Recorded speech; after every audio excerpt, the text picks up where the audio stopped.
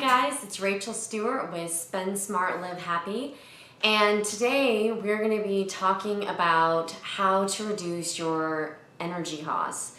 So what I'm talking about is your power bill, and I live here in Las Vegas, Nevada, and it is incredibly hot. Granted, it doesn't get too cold in the winter time, but it's coming up on June here, and it's going to start getting really hot, and my power bill is only going to continue to go up every month.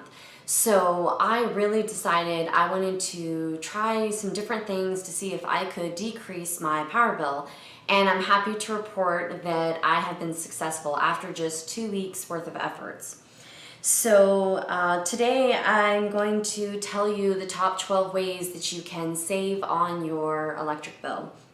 So step number one, or way number one, would be to turn off all of your lights and fans when you're not using them, and also to close any doors or windows if it's really hot outside and you've got things open because you're letting the dogs run in and out or whatever it may be. That's all just energy, air that's going out of the house, or cold air that's coming in, that's diminishing the success or productivity of your AC unit or heater. So anyways, the next step is going to be with the getting a programmable thermostat. Well, you can also do it by hand, but a programmable thermostat is a really great idea. I haven't gotten one yet, but I did contact Nevada Energy, which is the energy supplier for here in Las Vegas, Nevada, and they actually have a thermostat program that's completely free. They'll bring me a nice programmable thermostat. They'll install it themselves. They give me the software, the apps on my phone so that I can access it from when I'm away from home to change the temperatures before I get home. There's a lot of really cool things you can do, and so I'm getting ready to sign up for that program. But in the meantime, over the last couple weeks, as I was trying to see if I could reduce my power bill, I would adjust the thermostat every morning before I left for work. I would make it like 2 or 3 degrees warmer, and then when I came home, I would adjust it back to the cooler temperature so that it was more comfortable for us in the evening while we were home. But with the use of a thermostat, that would all be programmed, and it would make it a lot easier for you. Next would be the use of power strips. If you have a household like my household, which is filled with gamers, and we have big TV setups with different things, and all of that stuff pulls so much power. And so those things, what you may not realize is that even when you're not using them, they're still pulling power. And all of that stuff in today's day and age, where everyone has so many electronics in their home, if you have all these things plugged in, and not just like electronics, computers, TVs, but also even appliances in the kitchen. When I started making these changes, I realized I had my KitchenAid plugged in, I had my food processor plugged in. They're all plugged in. All of those things were drawing power, and I don't use my food processor on a daily or even weekly basis. It just depends on what I'm making. So that was just pulling useless energy for nothing. And so you get a power strip that has a button that can be turned on or off, and then you have everything plugged into the power strip. And when you're not using it, all you have to do is press the button. So you're not unplugging and replugging all of your devices all the time. It's just a simple click of the button on the power strip. And I think that step in and of itself is what made the initial difference for us on our power bill, because we had multiple things, multiple locations of setups where things were plugged in, and I think it was just all drawing power that when we weren't even using it. And obviously we work and we're gone and things like that. Next is to change your filters often. A lot of people neglect to change their AC filters, and you really should be changing those, especially somewhere like Las Vegas where it's very dusty, and you should be changing it once a month or every other month and keeping those clean, because your AC unit has to work so much harder when those filters aren't clean and the air can't circulate. Next step is to wash with cold water whenever possible. So with your clothes that you're doing in the laundry, if it's just your delicates or things like that that aren't really dirty. They're not, you know, it's not like your towels or your workout clothes. And you can afford to wash them in colder water, do so. Save that extra energy from heating the water. And also with the dishes, if you're putting them into the dishwasher, they're going to get sanitized in the dishwasher. So if you're like me, I don't like putting dishes with food on them in the dishwasher. So I pretty much clean them before they go in, and then they're just getting sanitized in the dishwasher. Well, then those dishes could probably just be washed with cold water, not hot water, since they are going in the dishwasher. But with my pots and pans, you know, I do recommend washing with hot water for those things that you're hand washing.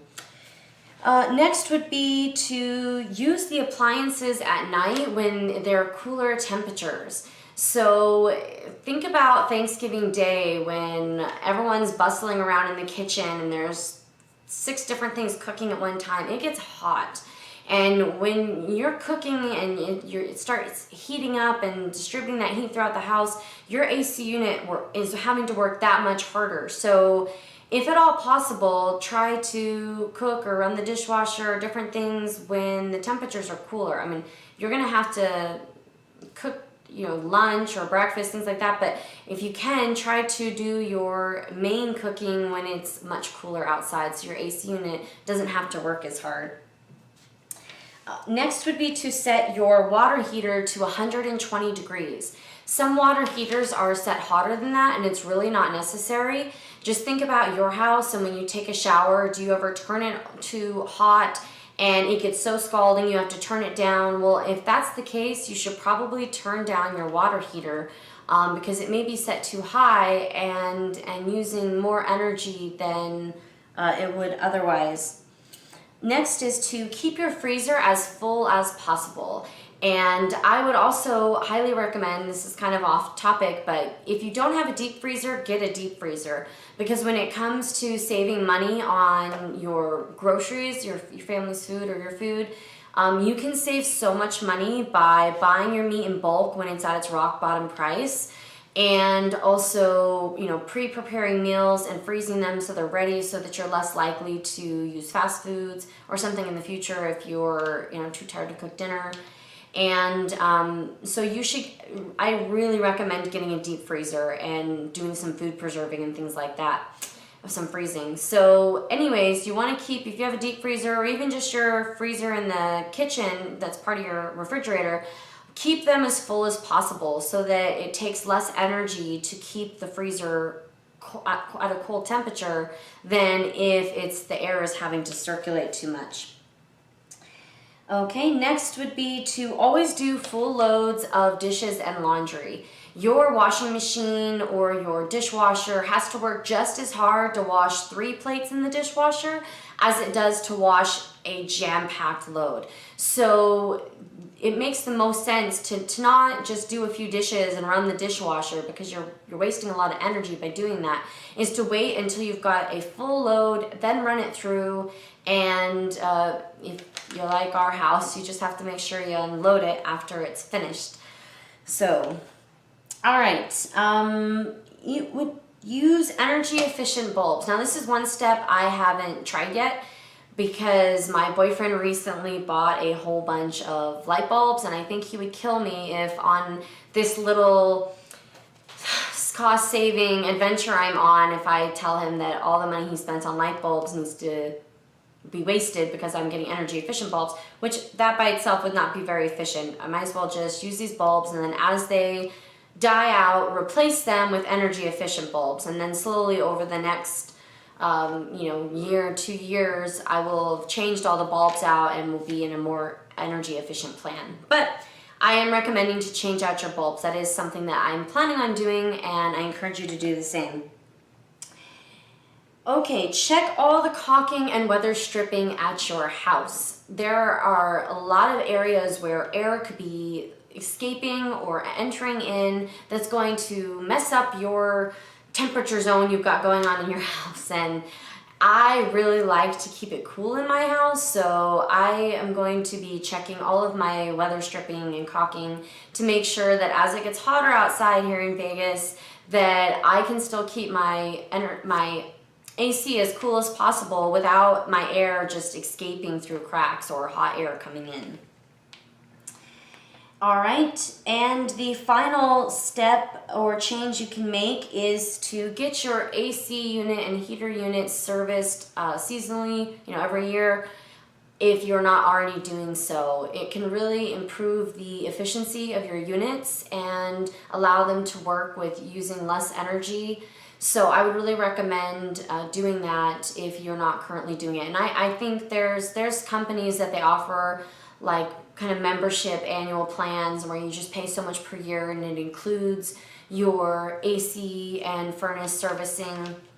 So, and then I guess my last tip for you, this I have not done yet. Nevada Energy here in Las Vegas is really behind, I guess, and the energy audits aren't really the representative told me that they're not really their priority right now, which I think is a little lousy to offer that. It's an energy audit where someone comes to your home and they take a look at everything in your house to see how you're using energy, how your insulation is, and they can give you tips, and it is completely free. And I did confirm with them that this is a service they'll provide, but I guess as they're heading into the busy season with the heat here, that is not a priority, and so it's a long, I think, waiting list to be able to get an energy audit on your home. So I opted to just check out their website where they have tons of tips, and I've been doing my own research online and YouTube and trying to find ways to reduce my power bill, and these were the top ones that I had come up with. So I am just so excited, and I think it's awesome that after only like 2 weeks of making some of the changes from this list, I haven't even done them all yet, and I already saw a difference on my bill. That was the cycle ended the 26th, and I had been doing for like the 2 weeks prior when I had been trying to make changes around the house, and it already reduced my bill. And what's exciting about that is that it's been getting significantly hotter here every day. So over the last 2 weeks, when my bill should have actually been higher than last month's bill because it's been hotter outside, my bill was actually lower. So I am very, very excited to see what happens after like the next month, after I've gone through a full billing cycle and making all these changes, plus making some of the additional changes. I'm just really curious to see how much it's actually going to bring my bill down. Now, it may only be $15, $10, $20. I have no idea how much I'm going to be able to reduce the bill, say, in comparison to like last year's bill. But I think, all of those little things add up, which is what I'm trying to do. That's what I'm trying to share with you in my videos. People might think, well, you're only saving $15 in your power bill, Rachel. I don't really care about $15. It's not worth all of the effort to me of, turning off power switches or doing this or doing that. But it's important for you not to think about it like that, because it may only be $15 off your power bill. But then when you combine it with something else that you're doing, something you've made homemade, or another way that you're saving costs, and that $10 here and $20 there and $50 here, it all adds up. Before you know it, at the end of the year, you've saved your family hundreds or thousands of dollars from what you would have spent. So it's all, I'm truly in belief now that it's all about making the small changes every day to the little things that you do, and just being willing to put in a little bit of extra effort to save you money. So that pretty much concludes my video for today. Thank you so much for watching, and please leave any comments below. Don't forget to like this video if you liked what you heard or found it of use to you. And please don't forget to subscribe to stay tuned for more videos on how to save money and how to garden and how to just live a more frugal and efficient lifestyle. And I'm going to be posting on a weekly basis, probably 1 to 3 times a week. So just stay tuned for more videos, and see you next time. Thanks, guys.